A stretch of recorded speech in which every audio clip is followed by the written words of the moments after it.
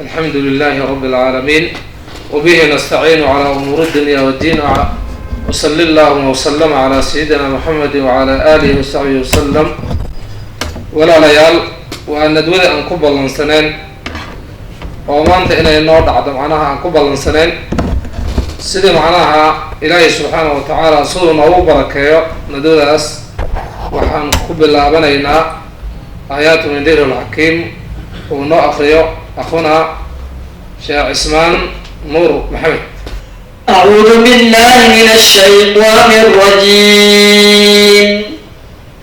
وعباد الرحمن الذين يمشون على الأرض هونا وإذا خاطبهم الجاهلون قالوا سلاما والذين يبيتون لربهم سجدا وقياما والذين يقولون ربنا اصرف عنا عذاب جهنم إن عذابها كان غراما إنها ساءت مستقرا ومقاما والذين إذا أنفقوا لم يسرفوا ولم يقتروا وكان بين ذلك قواما والذين لا يدعون مع الله إلها آخر ولا يقتلون النفس التي حرم الله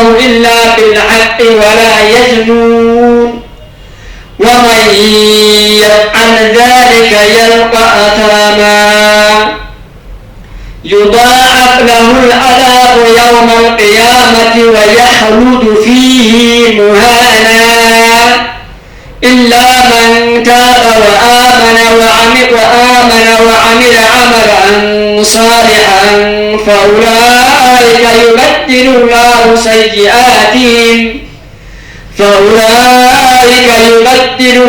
سيئاتهم حسنات وكان الله غفورا رحيما ومن تاب وعمل صالحا فإنه يتوب إلى الله متابا والذين لا يشهدون الزور وإذا مروا باللغو مروا كراما والذين إذا ذكروا بآيات ربهم لم يخروا عليها صما وعميانا والذين يقولون ربنا هب لنا من أزواجنا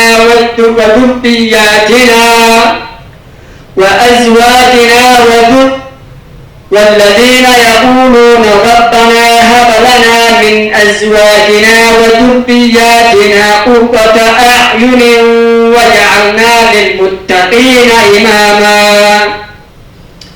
أولئك يجزون الغرفة بما صبروا ويلقون فيها تحية وسلاما خالدين فيها حسنت مستقرا ومقاما قل ما يعبأ بكم ربي لولا دعاؤكم فقد كذبتم فسوف يكون لزاما صدق الله العظيم. جزاه الله خير الجزاء أجر حسنات الله كسير شيخ عثمان نور محمد وأيضا قيمة بدن وأخريه وحين كسب صناعين أيضا عباد الرحمن بكسب صناعين جزاه الله خير الجزاء جدول كاين سيدي هران أنو شكني وحاضر كوات أيام قادنا إن هدو إله يراه أو شروط صونك معناها كسب صن وحاول نوصل دارنا هدو إله يراه أخونا شيخ عبد الله يوسف فليتفضل. بسم الله وصلى الله وسلم على سيدنا محمد وعلى آله وصحبه وسلم وإياكم والسلام الله عليكم ورحمة وبركاته.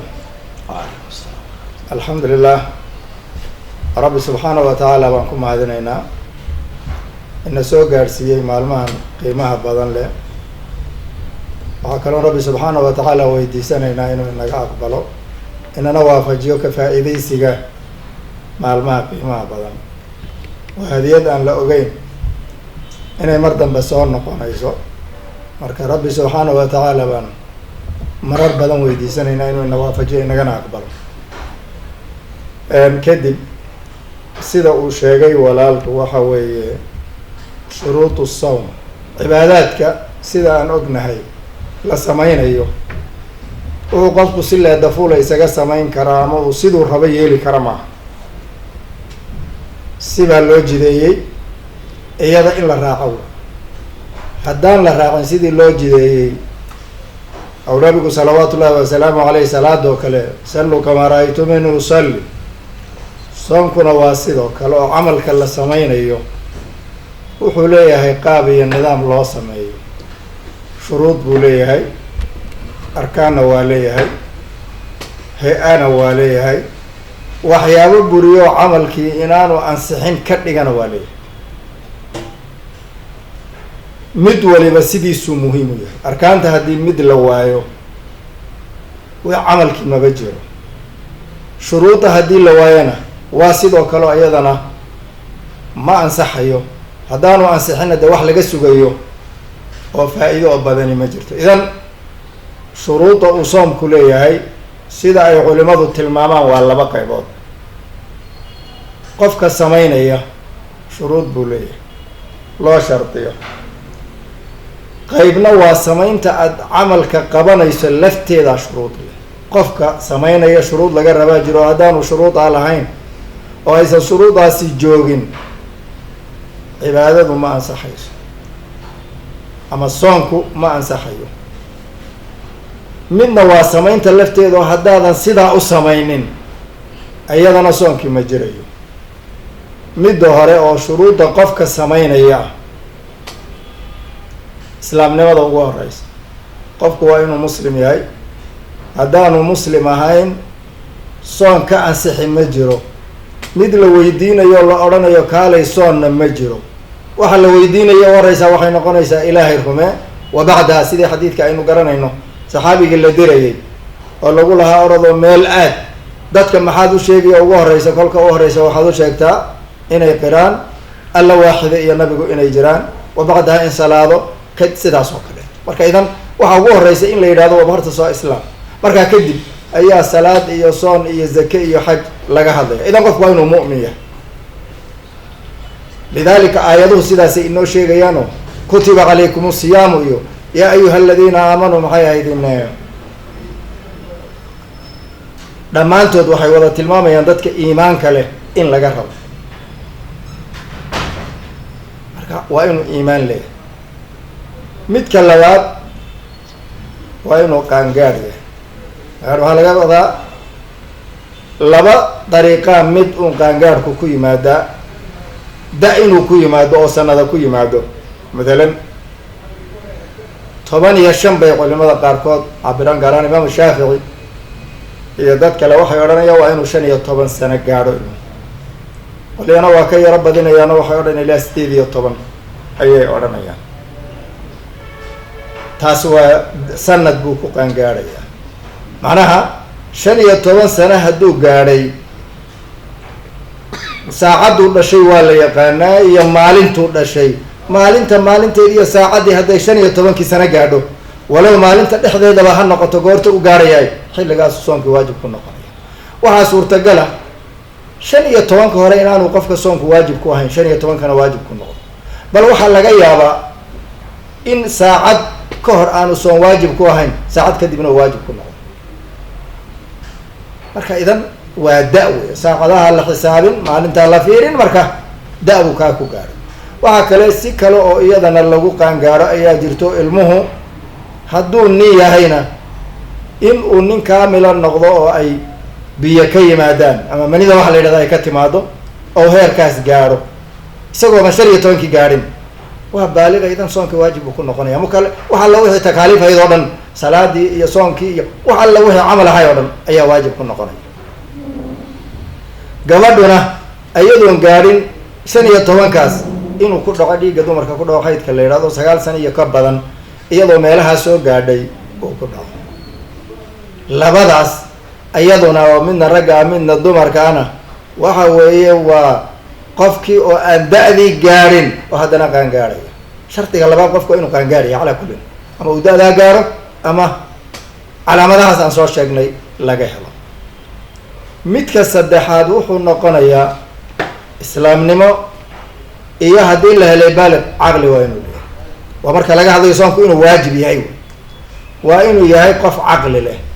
haddaanu caqli lahayn oo ama aanu caruurnimo caqli u lahayn ama waali daraaddeed aanu caqli u lahayn, soonku waajibkuma lagama rabo.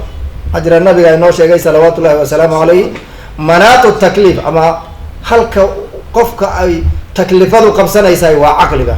haddaanu caqligiisu dhammaystirnayn wax waajib oo saarani ma jiro.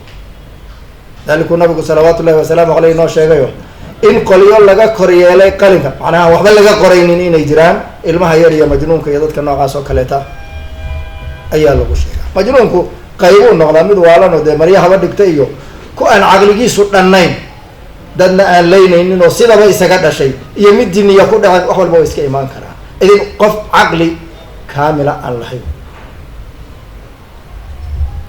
midka kale oo laga rabaa waxa weeye islaamnimo iyo baalignimo iyo caqli, waa inuu daahir yahay ama qaadir dhe isku soo ururiya, waa inuu qaadir yahay, kari karaya camalka qabashadiisa, qof qaban karaya waa inuu yahay. laba sidood bay qudradaasi ku timaadayo, midna waxa weeye qudra sharciya oo sharci ahaan inuu u kari karayo. oo gabadha hadday dhiig leedahay, ama dhiigga dhalmada ha noqdo ama midka xaydka la yidhahdo ha noqdee, soonka ma kari karto, sharciyan baanay u kari karin. macnaha looma ogola inay soonto. awood inay ku soonto jismi ahaana waa laga yaabaa inay leedahay, laakiin awood sharci baanay lahayn oo sharcigi baan u ogolayn, idan qudra malaa la yidhaha. qudrada dhinaca kale waxay ku timaadaa dadka jiran oo kale.